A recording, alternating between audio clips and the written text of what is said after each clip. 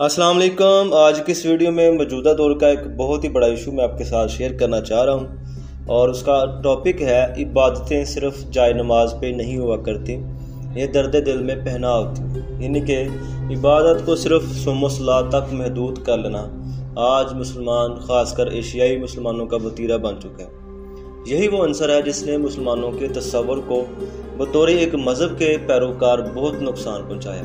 غیر مسلم اقوام کی تہذیب اور ان کی تعلیم کے علاوہ ان کا زندگی کا طریقہ کار دیکھا جائے تو وہ اسلامی اصولوں پر گامزن نظر آتے ہیں۔ ایشیائی مسلمانوں نے، جن میں بالخصوص پاکستان کے لوگ شامل ہیں، عبادات کو مذہب کی روح رواں سمجھ کر اس کو بس یہی تک محدود کر کے اپنی آنے والی نسلوں کو دین کے اصولوں سے محروم کر دیا ہے۔ دین محمدی کی سب سے بڑی انفرادیت یہ ہے کہ عبادات سے زیادہ اخلاقیات پہ زور دیا جاتا ہے۔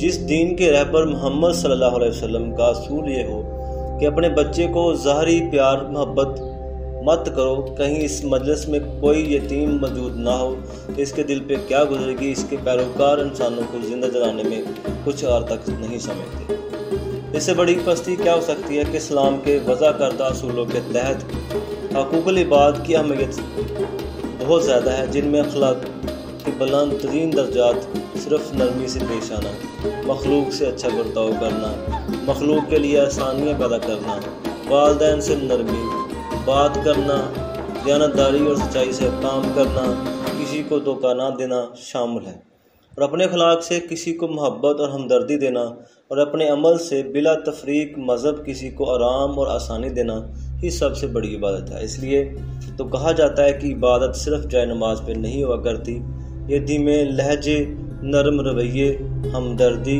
اور محبت میں چھپی ہوتی ہے۔ اور اس ویڈیو کو لائک کر دیں، چینل کو سبسکرائب کر دیں۔ تھینک یو، اللہ حافظ۔